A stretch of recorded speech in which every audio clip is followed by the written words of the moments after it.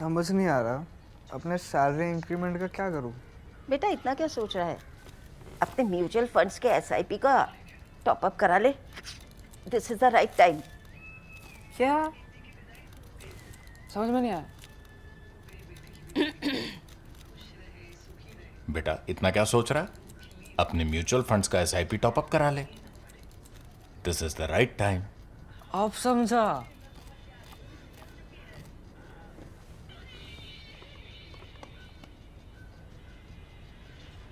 Mutual fund investments are subject to market risks. Read all scheme-related documents carefully. Delhi has seen a terrible tragedy, a car bombing or explosion in a car right in front of Red Fort. In fact, in front of gate number 1, entry number 1 of the Red Fort metro station in Delhi. Now, that's happened. 12 people have lost their lives. Definitely, these include at least one of those driving the car. He's also died and he's been identified as well. Now that is one tragedy that has happened. However, it looks as if a much larger tragedy or a series of tragedies has been averted because this explosion came sort of at the tail end of many other findings which had come about in the previous days, November 6, November 7, and also November 10, the day of the blast. So a bunch of arrests were carried out, of which I will give you a list in just a couple of minutes. However, it looks like one person from one of the raids in a village near Faridabad, sort of generally between Mewat and Haryana, one person escaped with some of this explosive material, that is ammonium nitrate. Ammonium nitrate is a chemical which is commonly available in village shops also. It is used as a fertilizer, as urea is used as fertilizer. It's also nitrogenous like urea. Ammonium nitrate can be used as an explosive when rigged with other things like fuel oil. Similarly, even urea can be used as an explosive. Ammonium nitrate, however, is commonly used in mining, in road building, in many infrastructure projects by contractors, some of it legally, but a lot of it is used sort of illegally, or you might say informally. So this is something which is in easy availability. The bad guys can make bad use of it. A good guy, a farmer, can use it simply as a fertilizer. In this case, in these raids in these villages, particularly the village of Dhauj, generally in the Mewat area of Haryana, in these joint raids by Haryana and Jammu and Kashmir Police, JKP, people were arrested, but also a large amount of bomb-making material, 2,900 kilos of them was recovered. Now remember, it is 2,900 kilograms of bomb-making material, not explosives. Explosives is 353 kilos, that is ammonium nitrate. That is 353. That is a lot of ammonium nitrate when rigged with other elements, for example, fuel oil in this case, and a detonator. It can cause a lot of damage. We've seen what's happened with just one car blowing up, maybe with a few kilos or maybe few 20, 30, 50 kilos in one bag of ammonium nitrate. So you can see this has a lot of explosive power if rigged right. But it is not RDX. We have to remember that, because in these situations, social media and TV media, because TV media also, because they are rushed, they are competing with everybody. You know what happens. Nobody wants to be left behind. That's the reason so many people killed Dharmendra, where his family was saying he is stable in the hospital, to the extent that Hema Malini and also Sunny Deol had to come out and protest about this. So TV channels are under pressure. Social media is under pressure. Somebody said RDX, everybody said RDX. Ammonium nitrate itself is a bad enough explosive. RDX, however, is an explosive of a completely different order altogether. 350 kilos of RDX, 353 kilos of RDX could play havoc with many buildings, not just carry out an explosion like this. So this was not RDX, this was ammonium nitrate. And after I've given you the basic facts of this very complex story, I'll be joined in by the master, Praveen Swami, our national security editor, who will help us make sense of what has happened, at least to the extent that we know the facts, and as you know, we'll stick only to the facts. Now, the person who was in this car, he was a doctor, Dr. Umar Nabi, 36 years old. Dr. Umar Nabi, MBBS from Government Medical College, Srinagar. The important thing is this entire module, which has now been busted, which consists of about 12 to 14 people. It's not as if everybody has been arrested or has died, is it? Dr. Umar Nabi has died. Some of the others are arrested. I will give you the names. A couple more, or maybe more than a couple more are still at large, and it is possible that some of them, or one of them, or two of them might still be carrying some of the explosives like Dr. Umar Nabi was carrying. So this is an ongoing live operation. Now, what happened in this case? How did it start? It started on 19th of October. 19th of October at Banpura village in Naugam on the outskirts of Srinagar. Posters appeared praising Jaish-e-Mohammed and also threatening revenge attacks, particularly against Jammu and Kashmir officers. When these posters, usually in Kashmir Valley, you would say, oh, posters keep appearing.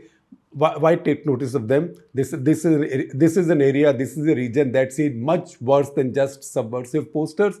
But the SSP of the district did not take it lightly. That is GVK Sandeep Chakrabarti. He did not take it lightly. Basic thing was, how can these posters appear in my area, in my zone, area under my control? So an investigation was launched, as a result of which a bunch of overground workers, or alleged overground workers, were picked up by the police. Who were these?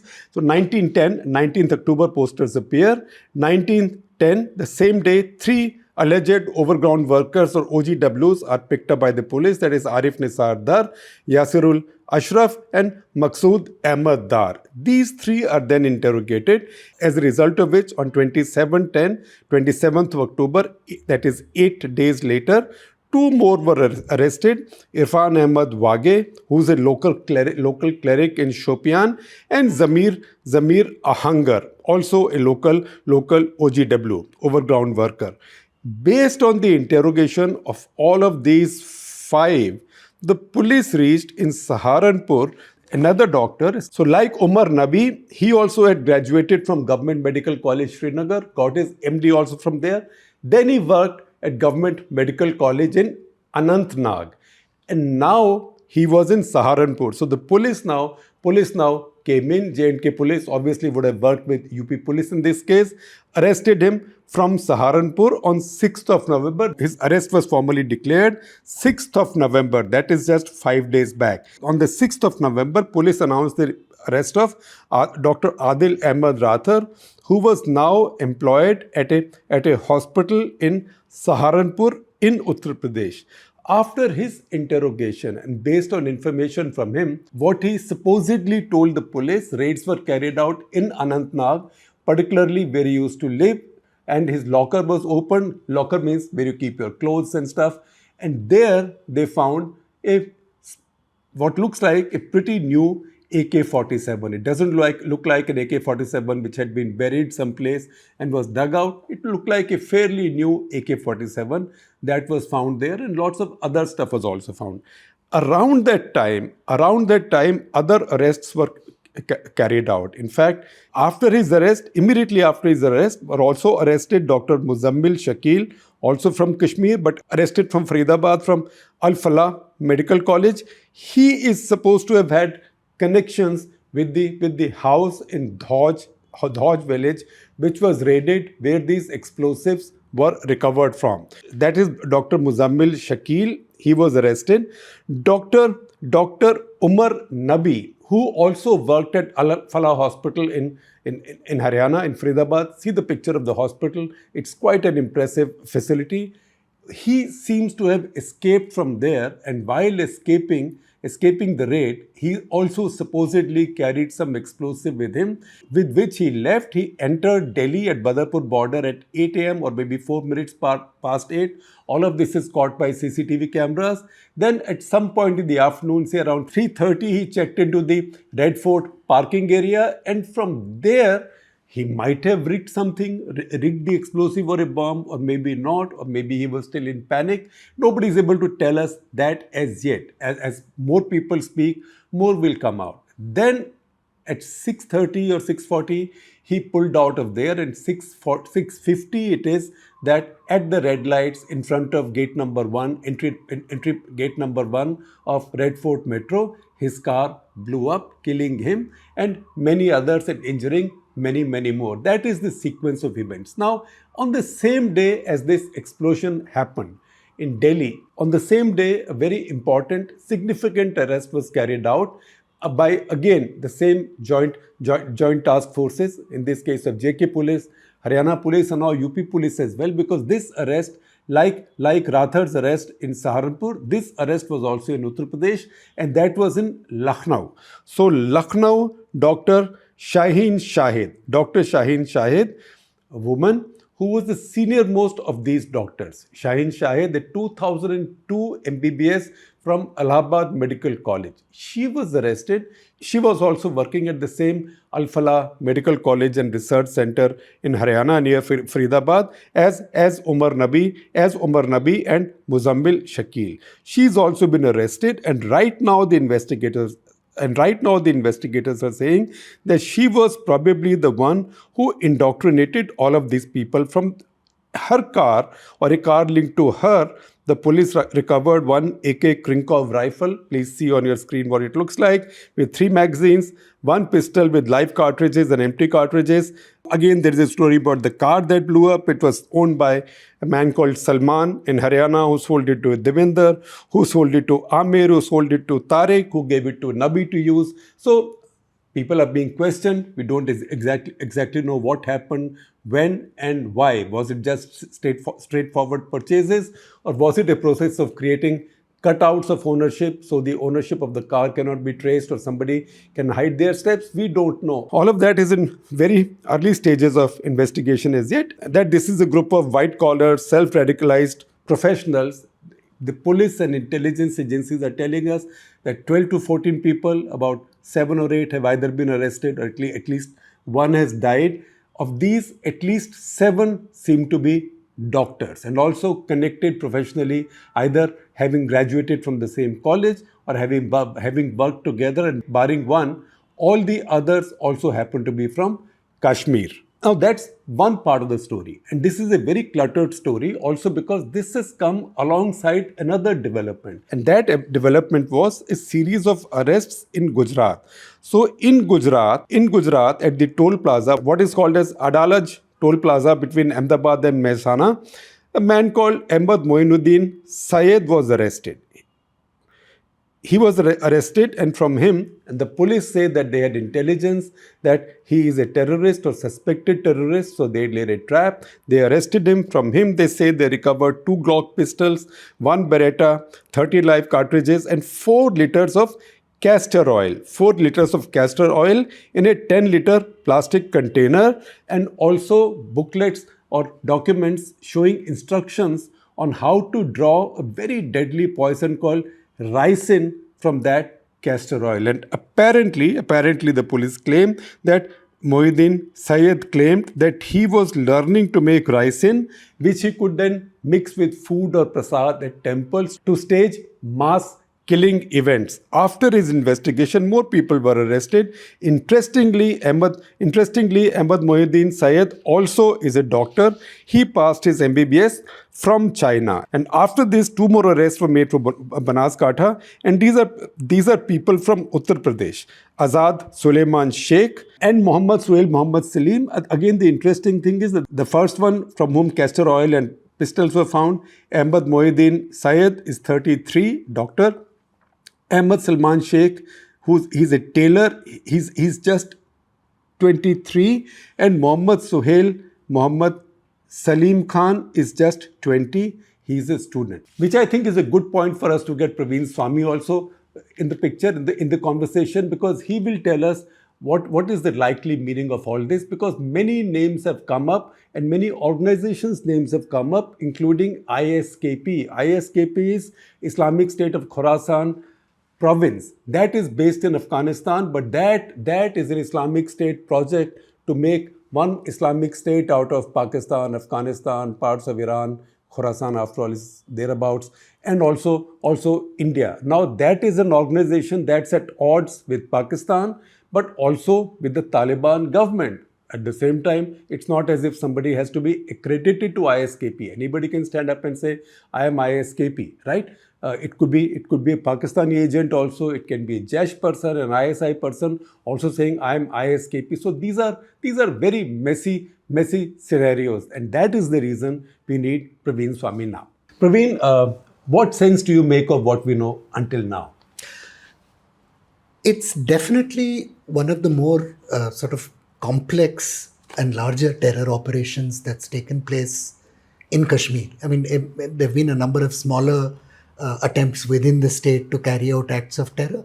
But the very fact that such a large operation has been attempted outside the state is of huge significance. This is the first attack that would have happened since Pathankot, which was, 2016? Yeah. The difference is Pathankot did not come out of Kashmir. It came from straight across the border, Pakistanis. In this case, it's come from Kashmir. So I would say that after Parliament attack, the first attempt to carry out major attacks in the rest of India. I don't want to say mainland India because everything is mainland India. In the rest of India, outside of Kashmir Valley for the first time. Right. We had the Indian Mujahideen, of course, which was mostly Uttar Pradesh based. Those were not Kashmiri groups. So this is extremely significant, and especially because one of the things that has been rumored or said is, from 2016, 2015, Ajit Doval and his Pakistani counterpart Nasir Janjua, the national security advisors of the two countries, are known to have met in Bangkok. And it is claimed that one of the red lines hammered out was no attacks outside Kashmir. And that, was drawn very firmly after Uri. Now, of course, neither Mr. Janjua nor Mr. Doval will tell us the truth about this. But certainly nothing has happened outside. Nothing has been attempted. You had Pulwama, terrible tragedy, but within Kashmir itself. Pahalgam, terrible tragedy, but within Kashmir itself. This is new. So this is escalatory. Definitely. And we had no real claim of responsibility, but the fact that the initial part of the story, as you pointed out, Shekhar, started with a man posting Jaish-e-Mohammed pamphlets. Right. The Jaish-e-Mohammed is a Pakistan-based group. It was targeted in Operation Sindoor. I think there will be some interesting details that come out as this story progresses about exactly why this person was posting Jaish-e-Mohammed pamphlets as opposed to... Are these also franchises that people can adopt? Like Al-Qaeda has now become a franchise. The Sri Lankan people, Sri Lankan terrorists who carried out those Easter attacks, they were not really linked with Al-Qaeda. They just emerged as a standalone franchise. I think the difference with, ISIS Khorasan, for example, is something that is a very virtual organization, exists on the internet. Right. There's no hierarchy. There's no hierarchy. I think it would be an unwise man who would plagiarize the logo of a group like Jaish-e-Mohammed or Lashkar-e-Taiba, which are right there, which do have a hierarchy and are very protective about their... Which are also under deep protection of the Pakistani deep state. Yes. So you would be an unwise man to try something like this. Right. Now, what level that connection was on, through whom it was, we don't know. But I suspect there'll be some interesting things. Ansar Ghazwatul Hind, the other organization that was named, was set up in 2017 as a Kashmiri franchise of Al-Qaeda. It was set up after, you had this jihadi pop star almost, Burhan Wani, who emerged as the sort of fulcrum of the 2016 protests. And after that, his protege, Zakir Bhatt, also known as Zakir Musa, said that no, all these Pakistani jihadi groups are impure, they're tainted by association with the Pakistani state. We don't want anything to do with them. We instead want the global jihad, and Ansar Ghazwatul Hind was set up. There's again no real evidence that Zakir Bhatt was ever in touch with anyone senior in Al-Qaeda, but this effort was there. The Amir of Al Qaeda's South Asian chapter at that point was an Indian from Uttar Pradesh. So again, And what happened to him? he ended up dead at the wrong end of an American drone, and Zakir Musa ended up dead at the wrong end of an Indian Army rifle. And it was pretty much wiped out. So this name coming up, Could be a red herring. maybe there is some effort underway for Pakistan, as you say, to, the Jaish Mohammed is a very toxic name internationally. Maybe some rebranding or a little bit Like TRF became a rebranding of Lashkar. Absolutely. Until that cover was blown. After Pahalgam, first they issued a statement, then they withdrew it, but then the Americans also proclaimed it as a cover Lashkar. for LET. Yeah, and historically, these groups which have state support have renamed themselves. Today, the Lashkar-e-Taiba is, or the people who were Lashkar-e-Taiba are very active on Facebook and social media using the name of the Pakistan Markazi Muslim League. Before that, they were the Pakistan Jamaat-ud-Dawa. Jamaat. So there's a long sort of, tradition of playing with names, playing with titles. And I suspect, but this Jaish-e-Mohammed thing, something interesting will come out. Yeah. Now, whatever has happened so far, do you call it, what is it? Is it an intelligence failure or an intelligence success? I mean, 9 parts out of 10 of this story, I think the police and the intelligence services deserve some credit for. So They it's 9 out of 10, 90% it's a success. Success.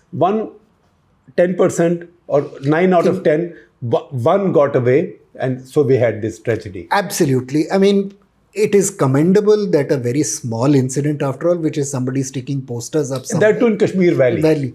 Somebody took it seriously. I mean, frankly, you have 100 posters stuck up of Bhidrawale and God knows who. Even in some neighborhoods in Delhi, nobody takes it very seriously.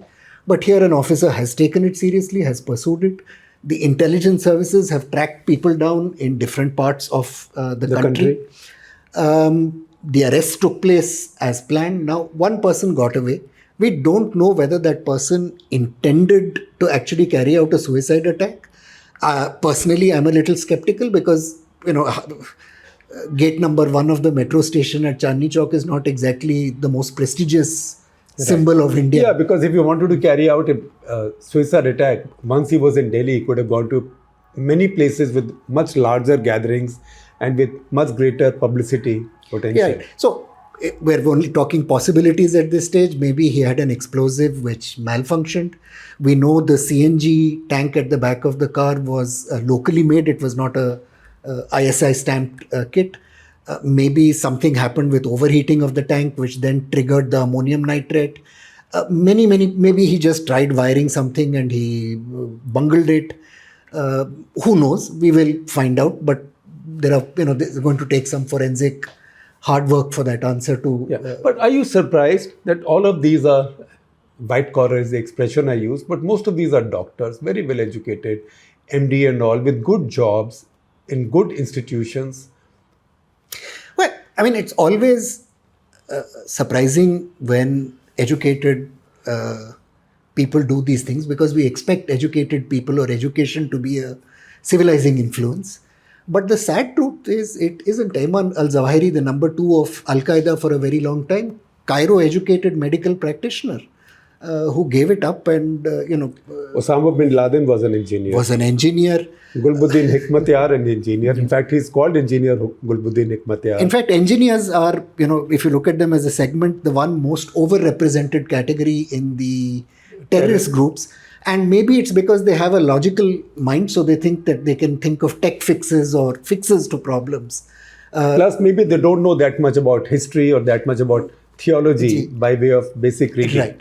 And this thing about the 20s also, I mean, we forget sometimes that terrorism is a young man's, and I use that word advisedly because most terrorists are men, there are few women. One woman has been arrested out of 10. But she's the oldest of the lot. It's a young man's game.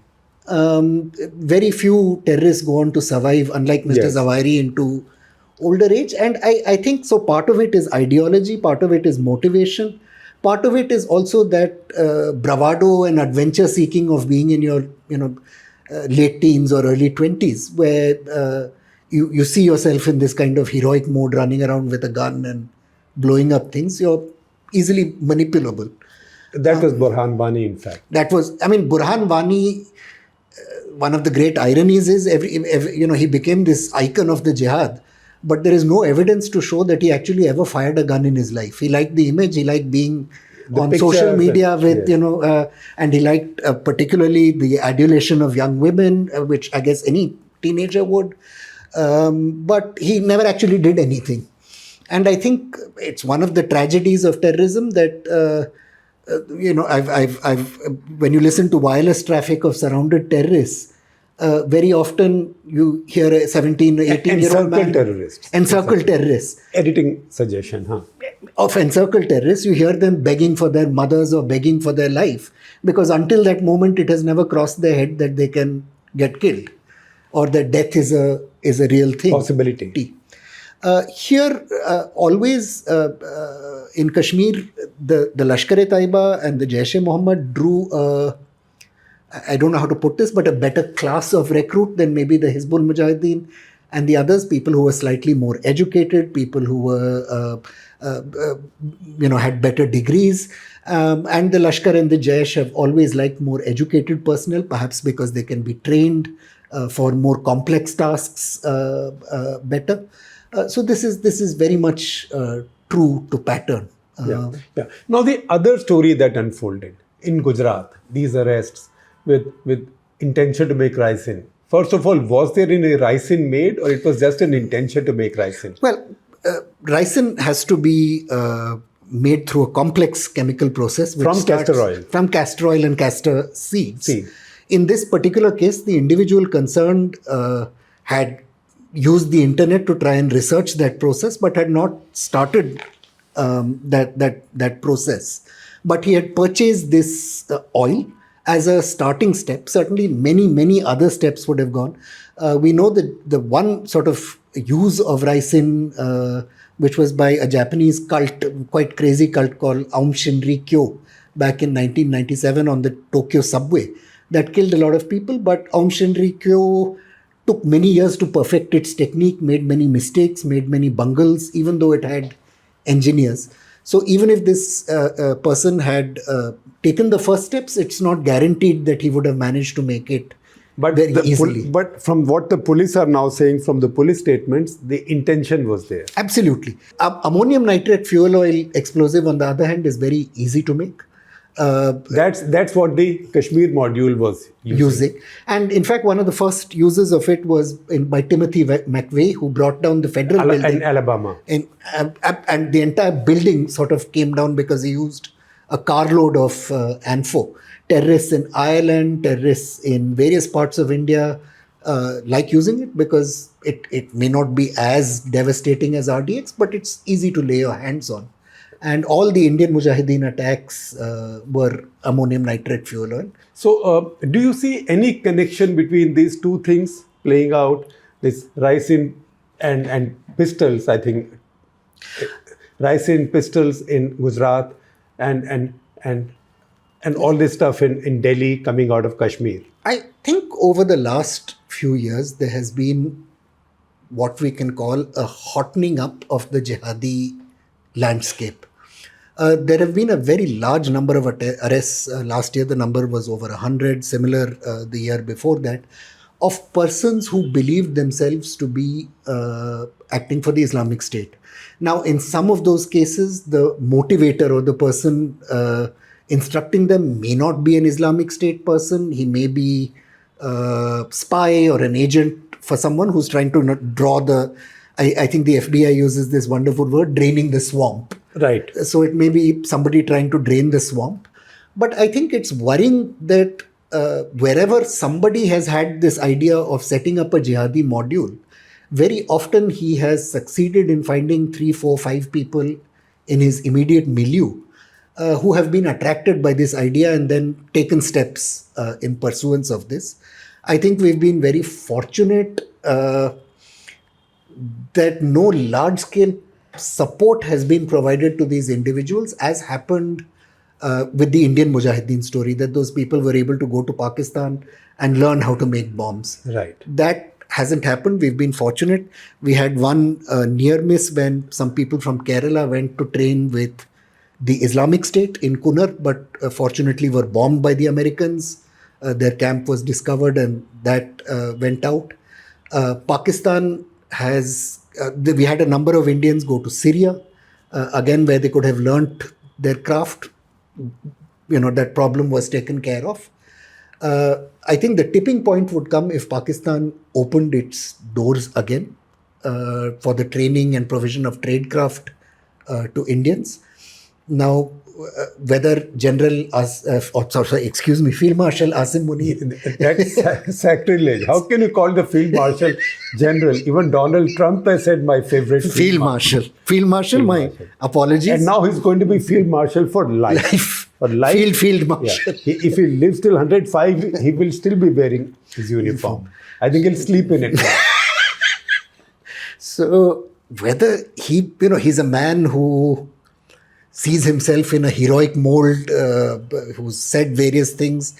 If he opens up that gate and risks the destabilization with India that will then undoubtedly come, we could be in for a tough time, because clearly there's some domestic audience that feels frustrated and angry and is looking for an outlet. However marginal it might be. It might be. Look, it's always been marginal. Even at the height of the Indian Mujahideen offensive, we say, oh my God, there were 80, 100 people involved. What is 100 people in our... Yeah, and they were, to correct you, not just from UP, they were also from Bhatkal, various Karnataka other places. Coast, yes, Kerala, and so the tiny numbers. But a very small numbers. I mean, the fantasy of the Al-Qaeda was always that you would have an Islamic insurgency in India, that the Muslims would rise up and fight a war. And there's a pamphlet on it written by the then Al-Qaeda commander saying, where is the storm in my ocean? Where are the children of, Ahmad Shah Abdali and various other people? And 20 years of effort later, there's no storm in anybody's ocean. Indian Muslims are not interested in this. But finding a few disaffected people, terrorism is that. It's a few disaffected people. And I think it's worrying that somebody or that efforts are being made to agitate that to that extent, I think we can have some satisfaction that while there was a tragic event in Delhi, looks like something much worse has been avoided, and hopefully this will lead to maybe bottling up some more of the groups or individuals who might be having intentions like these. I think one thing we also have to accept as a nation, though, is that terrorism is not something that comes with a final off button. The United Kingdom, the United States, Russia, all of them in recent months have suffered tragic terrorist attacks. They are also very competent intelligence and police services in all of those countries. But it's like a sieve. Once in a while, something will get through the net. And I think a strong country should accept the blow and move forward, but with strength. Strength, yes. With strength, that we will take this on. Yeah, absolutely. And not expect, every time anything happens, there is this big thing that, intelligence failed, this failed, that failed, something else failed. I think you have to accept that occasionally something will get through. Yeah. So in this case, as you say, maybe 9 got prevented, but 1 got through. Yeah, and that's pretty good. That's pretty good. So also, while you feel bad about the one that got through, also feel quietly good about the 9 that were prevented. So I think that's a good note to conclude this on. I do hope we keep on having more conversations, but hopefully not on an issue like this.